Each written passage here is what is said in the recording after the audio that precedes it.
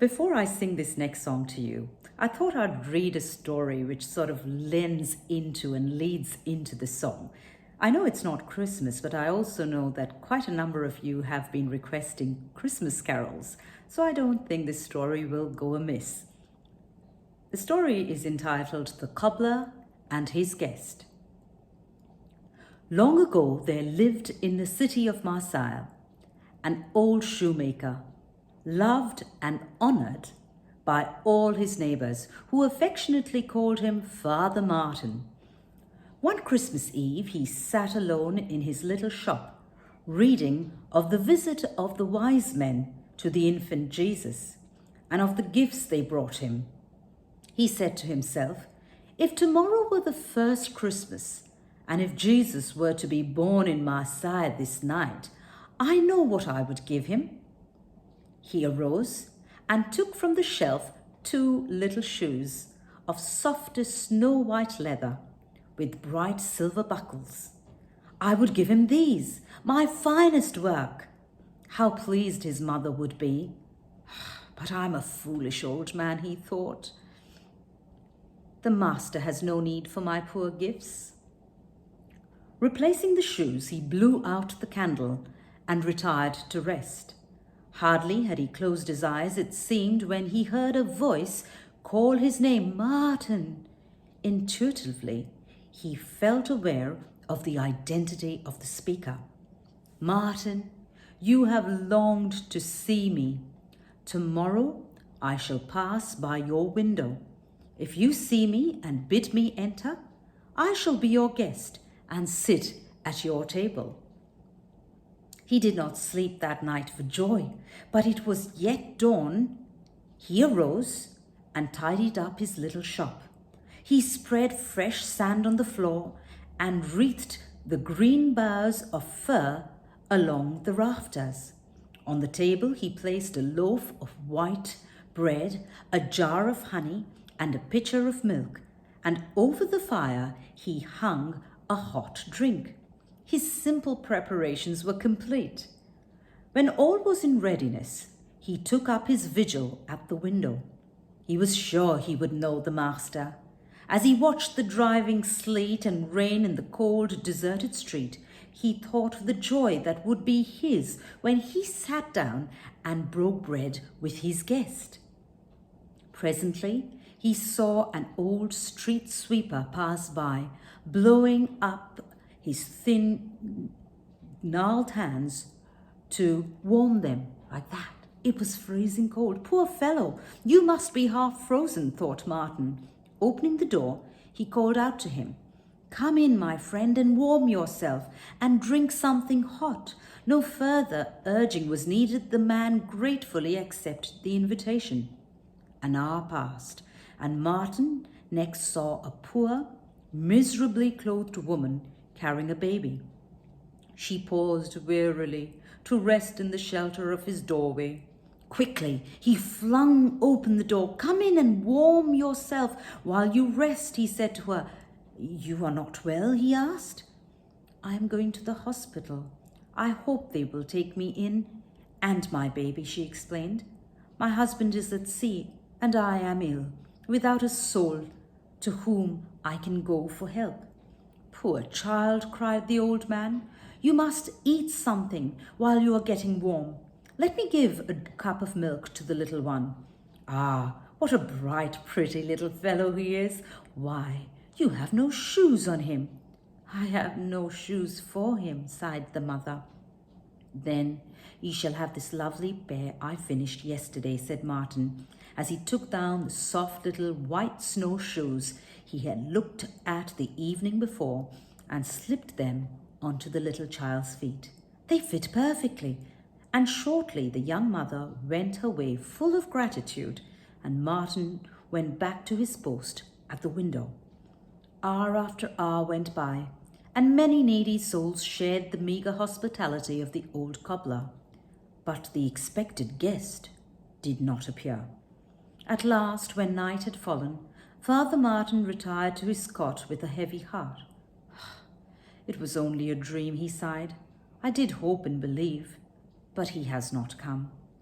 Suddenly, So it seemed to his weary eyes that the room was flooded with a glorious light, and to the cobbler's astonished vision there appeared before him, one by one, the poor street sweeper, the sick mother and her baby, and all the people whom he had aided during the day. Each one smiled at him and asked, "Have you not seen me? Did I not sit at your table?" Before they vanished. Then softly out of the silence he heard again that gentle voice repeating the old familiar words, "Whoso shall receive one little child in my name receiveth me. For I was hungered, and he gave me meat. I was thirsty, and he gave me drink. I was a stranger, and he took me in. Verily I say unto you, inasmuch as ye have done it unto one of the least of these my brethren, ye have done it unto me." What a lovely story. You know, friends, we don't have to look far, because God brings across our pathway people who we can help. We can be God's hands and feet. But just supposing Jesus or God was to come and visit you tomorrow, what then? Would you be ready for him? Or would you have 100 excuses? Would you hide away things just because you know that a very important guest is there? The next song I've only just learned from my mum, but it is a song I'd like to try out. And it follows on with the same theme. If Jesus was to be a guest in your house today, what would you do?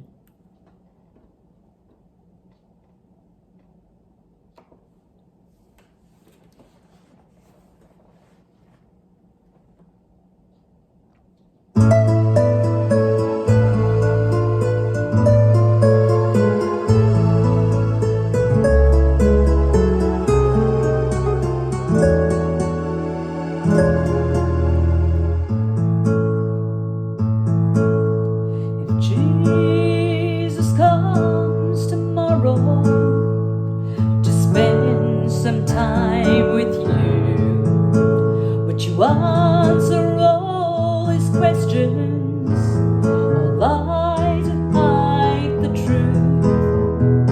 Would you welcome him with open arms, or even let him in? If Jesus comes tomorrow, what then? If Jesus called your number, could you leave today? Are you ready to lay down your worldly goods and walk away? Would you take a month of Sundays to tell him of your sin? If Jesus comes tomorrow, what then? If the sky turns black as midnight in the middle of the day, and somehow you knew that Jesus would soon be on his way, would you have to beg forgiveness, or could you reach out and take his hand? If Jesus comes tomorrow, what then? If the sky turns black as midnight in the middle of the day, and somehow you knew that Jesus